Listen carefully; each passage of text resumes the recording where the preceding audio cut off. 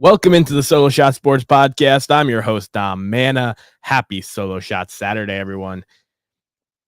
This week, there wasn't a ton of huge storylines, and I wanted to kind of avoid talking about this one, but it reached its precipice. There was finally some action, some stuff to talk about. The White Sox of Chicago lost over 20 straight games, and that was a big deal. No matter what kind of season you're expecting to have or what kind of manager you have at the helm, 20 straight losses is pretty impossible to come back from. Now, the White Sox ended up breaking that streak this week, so kudos to them. They're now back to a losing streak of just 2 games, a lot more digestible than 20. But this ended up in the result of firing of their manager and the interim manager, Grady Sizemore, former Cleveland star, being put at the helm for the rest of the season. I talked about this about a month into the season, that the White Sox season was over. I got a little bit of pushback because of how good Garrett Crochet was pitching and how they had some depth there that they traded away and got hurt anyway.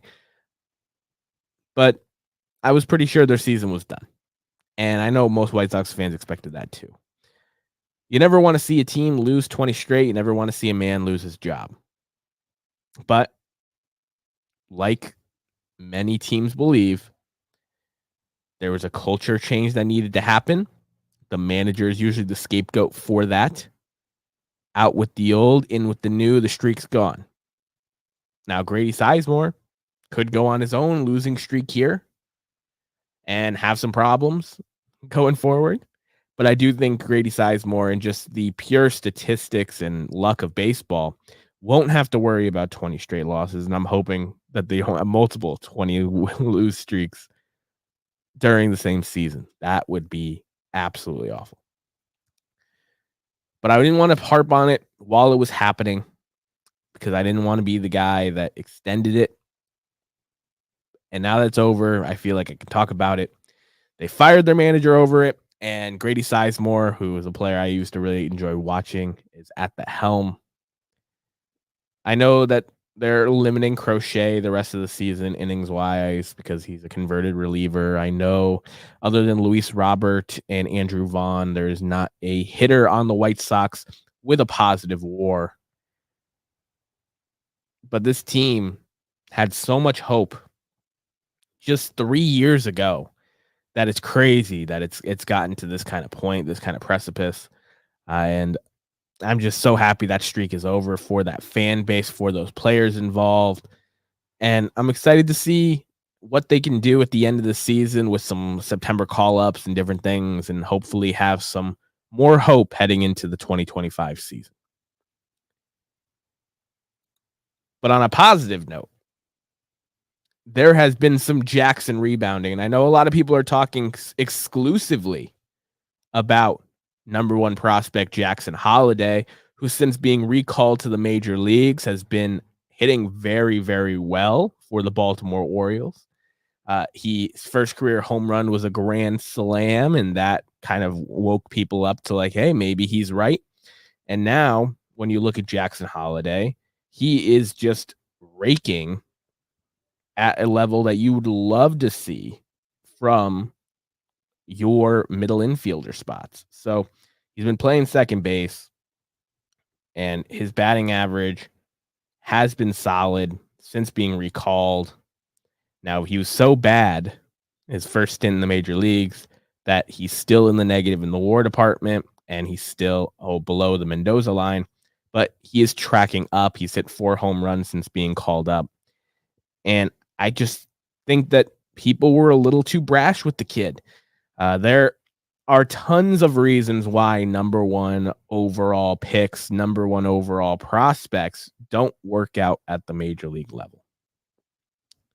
But if you look at Jackson Holliday, it doesn't appear to be health. He's been, from all reports, relatively healthy this season. It doesn't appear to be a lack of talent or an over abundance in his scouting report. He seems to be extremely talented, both defensively and offensively. So really, I think it's just been a mental thing. And I think him not making the major league team out of camp probably struck a few chords with him because he was playing absolutely great baseball in spring. I think not having enough at bats at the AAA level to really work on what they said they sent him down to work on was a mistake. And now enough time has passed by and they've seen enough from him where they're giving him another shot and he's paying dividends.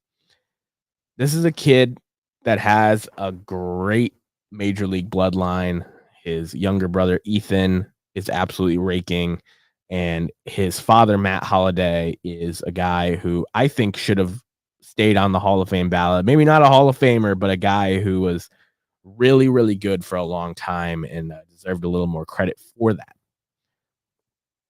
This kid's going to be all right. I'm not saying he's going to be an all-star. I'm not saying he's going to be a Hall of Famer, but he's going to be all right. And it's great to see these positive signs from him. That grand slam was kind of the wake-up call for everybody, but he's been playing better, and I hope that he can continue to play better. And I think he has a chance to end this season with a positive WAR and 10-plus home runs. And with the amount of games that he's played at the major league level, I think you take that for year one.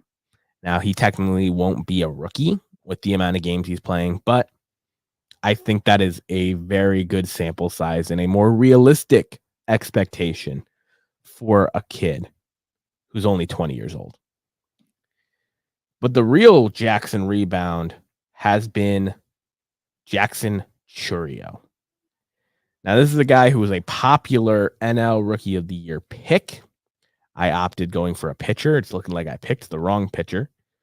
But Jackson Chourio has really came on so far, leading into the second half, honestly. But in the second half, he has been awesome. He's up to 2.4 WAR on the season, 14 home runs, batting .274. He was batting at and below the Mendoza line for the good portion of the first half of the regular season. And this is another kid who's only 20 years old. I was calling it the year of the Jackson at the beginning of the season because of Jackson Chourio, Jackson Holliday, and Jackson Merrill, all expected to be impact players for their teams. Jackson Merrill was an all-star and has had a phenomenal season. But Jackson Chourio and Jackson Holliday had such big expectations that people have kind of just forgot about them in a lot of ways. I was able to add Jackson Chourio in fantasy baseball once he started hitting well again. Uncontested. People were just like, oh, he's a bust, or oh, it's his rookie year. He's not going to put up the numbers. And he's been putting up the numbers. This is a guy who has 30-30 potential in the future, but is going to hit 2020 this year. And at 20 years old, 20 home runs, 20 stolen bases, you don't blink twice at that. Bobby Witt Jr. just became the first player in modern baseball to have 3 straight seasons of 20 home runs and 20 stolen bases to open up their career. It's rare air to do that as a rookie, and then having the ability to do it for multiple years is really special. And it's a guy that the Brewers, I think a lot of people, including myself, were just like, this is a bullish move for a guy that played 9 games of AAA to pay him this kind of major league money. But he was a highly touted prospect. He has a lot of talent, and he went through his struggles, but he's come out on the other side more talented for it. I'm not saying that he's going to live up to the prospect hype and, like I said, be a multi-time All-Star, be a Hall of Famer. But Jackson Chourio, the future is bright. Jackson Holliday, the future is bright. Jackson Merrill, the present and future is bright. The Jackson rebound has been really awesome to follow.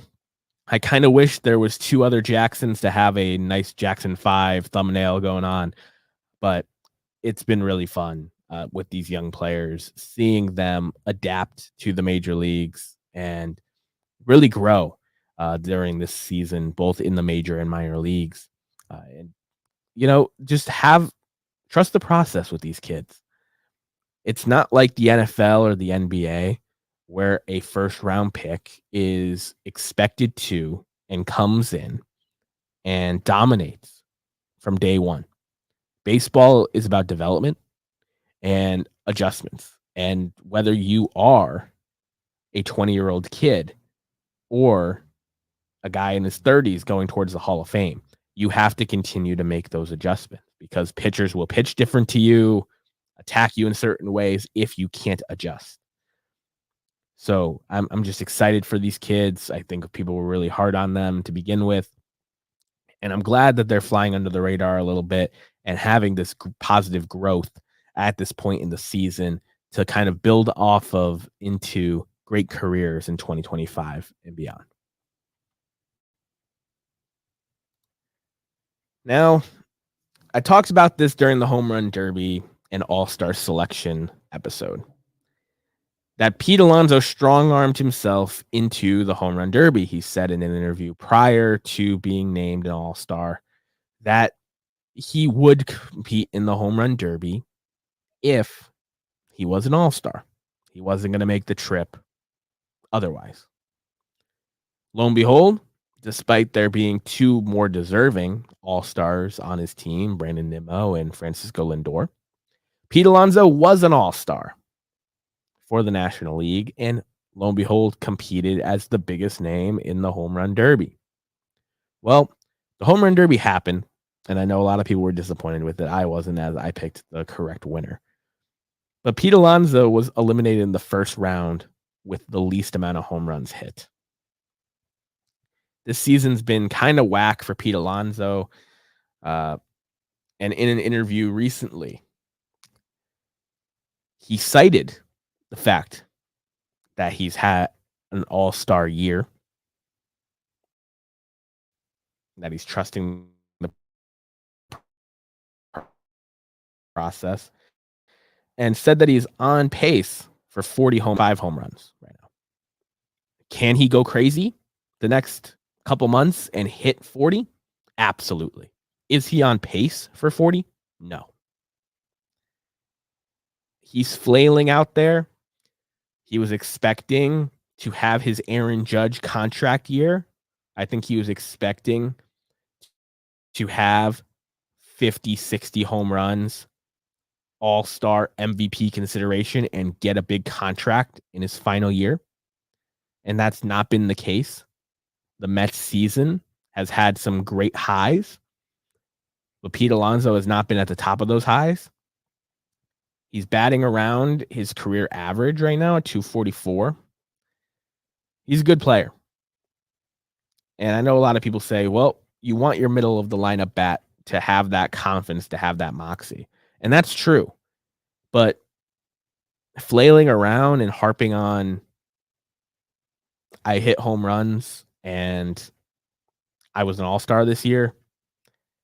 Anybody that can read between the lines sees why he was an all-star and what his real value is to a team. I just talked about Jackson Chourio being really bad in the first half and having 2.4 WAR now on the season. Pete Alonso has 2.2. It is hard for first basemen to accumulate WAR because they don't get much defensive value.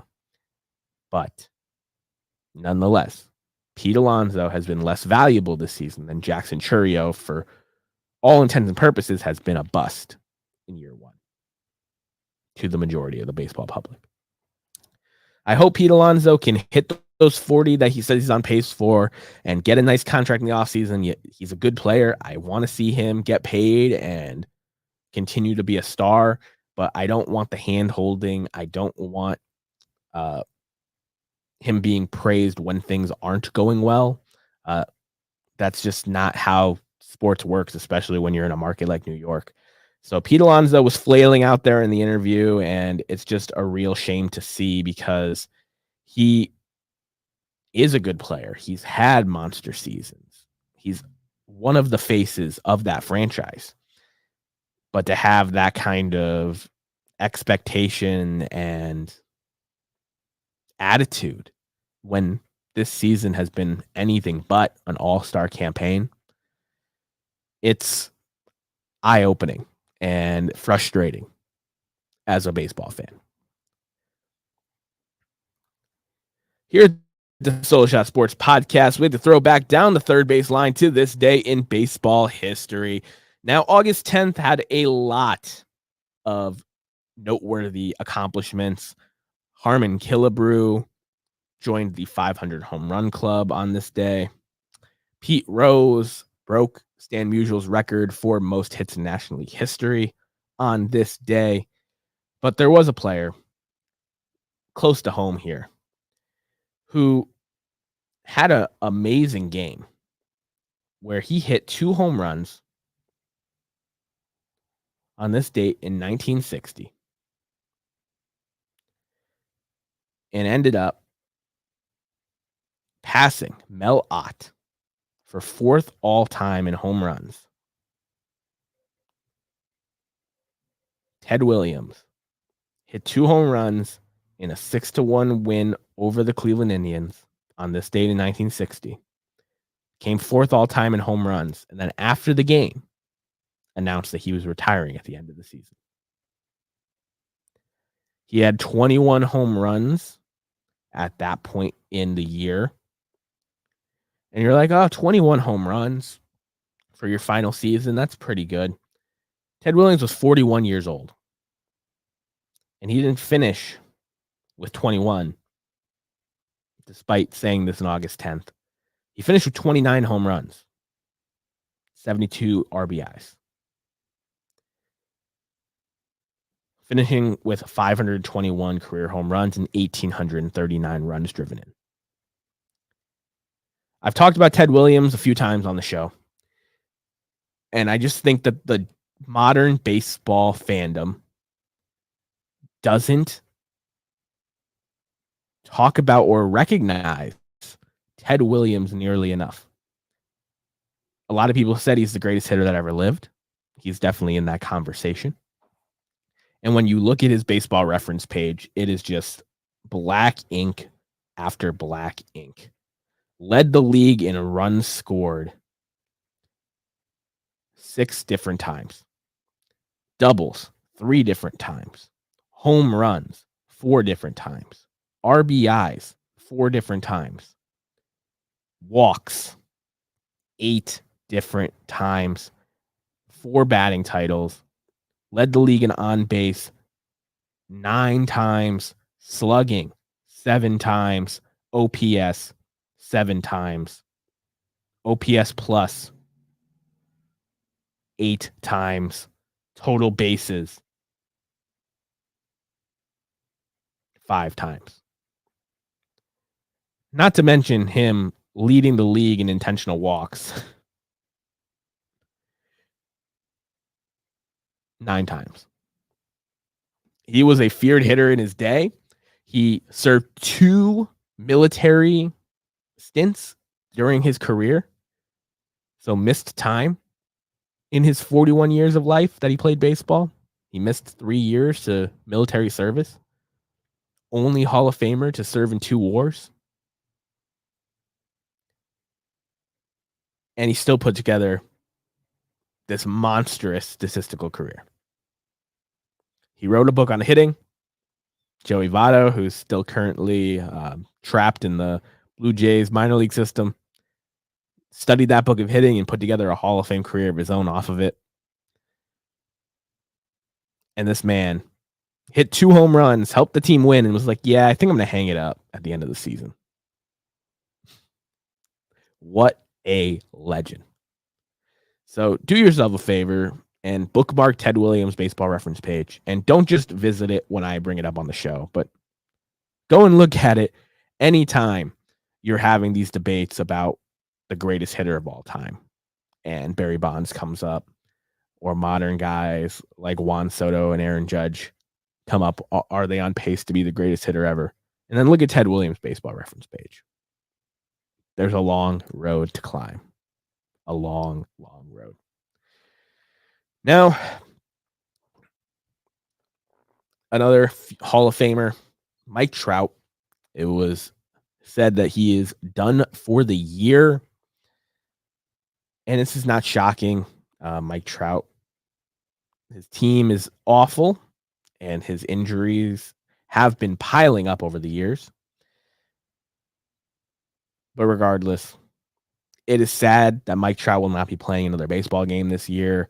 He started the year on a really, really nice pace to get 40-plus home runs this year. He hit 10 home runs in only 29 games. So if you put that out over a full season or a 4/5 of the season, he would have hit 40-plus home runs.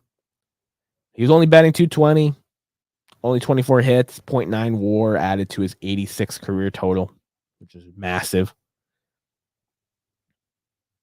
But people were talking about Mike Trout during his prime when he was winning all those MVPs. That Mike Trout is going to put his case in for the greatest baseball player of all time. He's going to end his career with 3,000 hits. He's going to end his career with over 500 career home runs. He's going to end his career with 500-plus steals. Mike Trout stopped running a while ago and has 212 career stolen bases. Mike Trout hasn't played more than 120 games since 2019. He has 1,648 career hits. Mike Trout hit 40 home runs in 2022, but has hit 28 in the last 2 years. He's had 378 career home runs. The only one of those statistical categories where I think he has a chance to hit that major milestone is home runs. And that is all depending on his back health the rest of the way. He is signed through 2030. So he has another 5-6 years. And he is 122 home runs away. You average that out. He's got to hit about 20 home runs a year to get to 500 before that contract wears out. And he hasn't shown the ability to stay healthy and hit 20 home runs in a season the last 2 years. And if you take away 2022 and you go back a ways, there's another 2-year gap there in 2021 and obviously 2020, which not many people were hitting 20 home runs in 2020, where he didn't hit that either. It's really sad. I've gotten to watch the entire career of Mike Trout. He's a Hall of Famer if he retires tomorrow. But his case, I'm saying Mike Trout is done, and I'm not saying that he is done playing. He's going to play a handful of games, hopefully hundreds of games over the next 5-6 years. But me saying Mike Trout is done is the case for Mike Trout as the GOAT, as we know it, is done. It's over. Mike Trout is going to go into the Hall of Fame first ballot. He is going to be remembered forever as a baseball legend, going to be remembered as the best player of the 2010s. That decade is his. But when you're talking about the greatest player of all time, the injuries are going to prevent him from really being in that conversation.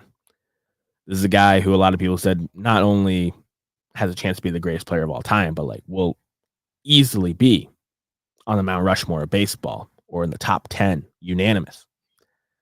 And I think Mike Trout is looking more like a top 40 to 60 player of all time with one of the best peaks we've ever seen. And it's a shame, man. He's only 32 years old. You've seen plenty of other players play till they're 40 and be productive and put up the 3,000 hits and the 500 home runs and all those great things. It's not looking good for Trout to hit any of those numbers, but he could still hit 500. I don't think he needs to get into the Hall of Fame, but it would be a nice feather in the cap. But the GOAT debate is over for him. When you're talking about the greatest player of all time, to me, it's Willie Mays. To many, it's Barry Bonds. To a lot, it's still Babe Ruth. Mike Trout will never be in that conversation. I hope he heals up well. Baseball is better when he's on the field. He's a great ambassador for the sport. He's a hero to many. But the Mike Trout GOAT conversation is officially over. Appreciate all of you who popped in and spent part of your Saturday listening to me. John, Hugo, Will, everyone that was in the chat. Thank you. I will see you guys next Solo Shot Saturday, taking you around the bases. If you enjoyed the show, learned something, make sure you hit the like button, subscribe to the channel, and share with a friend that loves baseball as much as we do. I'll catch you guys in the next one. Peace.